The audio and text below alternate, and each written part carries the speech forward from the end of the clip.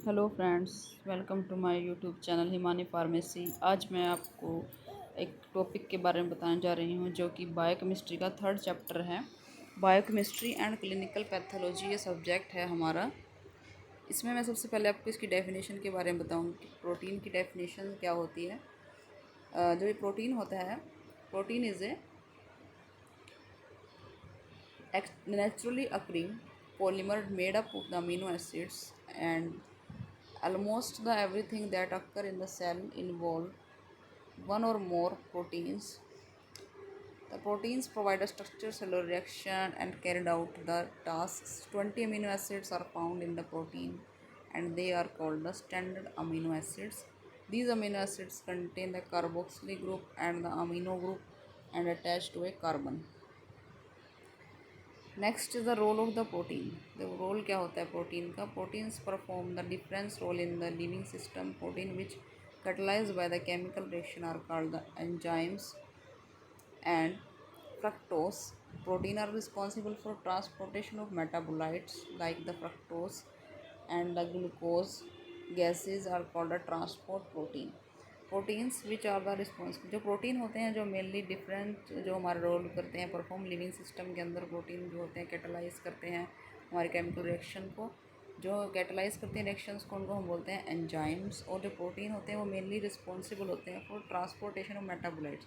जो ट्रांसपोर्टेशन होती है मेटाबोलाइट्स की, उसके लिए वो रिस्पॉन्सिबल होते हैं ग्लूकोज और गैसेज। इसको हम बोलते हैं ट्रांसपोर्ट प्रोटीन। प्रोटीन क्या है? जो रिस्पॉन्सिबल होते हैं, प्रोटेक्ट करते हैं हमें इन्फेक्शन से और अदर टॉक्सिक्स जो वो होते हैं बाहर, जो कि सब्सटेंस होते हैं मेनली एंटीबायोटिक और डिफेंस प्रोटीन। जो एक हमारे और प्रोटीन भी होते हैं जिनको हम डिफेंस प्रोटीन बोलते हैं। प्रोटीन जो मेनली रिक्वायर्ड होते हैं स्ट्रेंथ की, जो सेल को स्ट्रेंथ प्रोवाइड करते हैं, स्ट्रक्चरल प्रोटीन उनको बोला जाता है। प्रोटीन जो होते हैं वो मेनली कैरी किए जाते हैं मैकेनिकल रिएक्शंस के लिए, मैकेनिकल वर्क के लिए। हमारे प्रोटीन जो हमारी बॉडी के लिए यूज़ किया जाता है। अब इसकी मैं बात करती हूँ क्लासिफिकेशन कौन कौन सी होती हैं। ये क्लासिफिकेशन है complete protein. Protein which contain all the essential amino acids in required quantity are called the complete protein. दूसरा होता है हमारा इनकम्प्लीट प्रोटीन। वो प्रोटीन होते हैं जिसके अंदर हमारे सभी तरह के अमीनो एसिड प्रेजेंट नहीं होते, तो इसलिए हम इनको इनकम्प्लीट प्रोटीन कहते हैं। और ये मेनली जो है तीन इसकी क्लासिफिकेशन होती हैं। सिंपल प्रोटीन होता है, कंजुगेटेड प्रोटीन होता है, दूसरा हमारा होता है डेराइव्ड प्रोटीन। और सबसे पहले बात करती हूँ मैं सिंपल प्रोटीन क्या होता है। सिंपल प्रोटीन जो होता है फ्रेंड्स, जो ओनली अमीनो एसिड को जो रिड्यूस किया जाता है, तो उस टाइम पर जो दूसरे इसमें मटेरियल होते हैं वो बाउंड कर जाते हैं, तो उसको हम बोलते हैं जैसे सिंपल प्रोटीन, क्योंकि जिसमें सिर्फ एक अमीनो एसिड होता है जो रिड्यूस होता है, only other intimately the bound amino acid. Albumin, globulin, glutelin इसके एग्जांपल होते हैं। नेक्स्ट आता है कंजुगेटेड प्रोटीन। कंजुगेटेड प्रोटीन में क्या होता है, एक एडिशनल पॉलीपेप्टाइड चेन होती है और जो दूसरे सब्सटेंस के ग्रुप होते हैं वो इसकी करेक्टरिस्टिक प्रॉपर्टीज़ में शो करते हैं।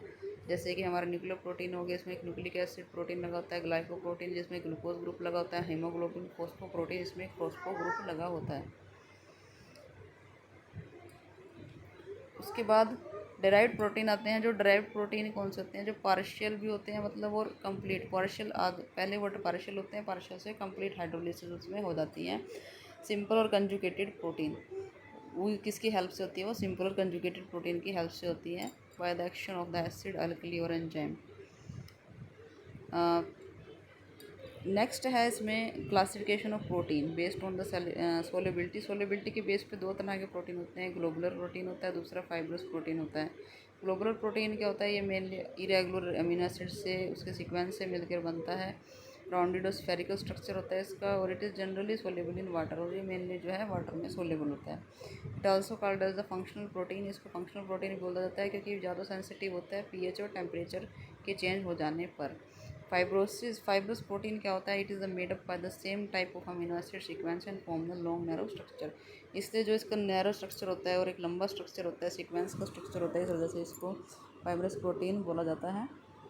नेक्स्ट है हमारा it is a generally insoluble in water, और ये मेनली जो है वाटर में इनसोलेबल होते हैं। It is also called as a structural protein and it is less sensitive towards the pH and amino acid.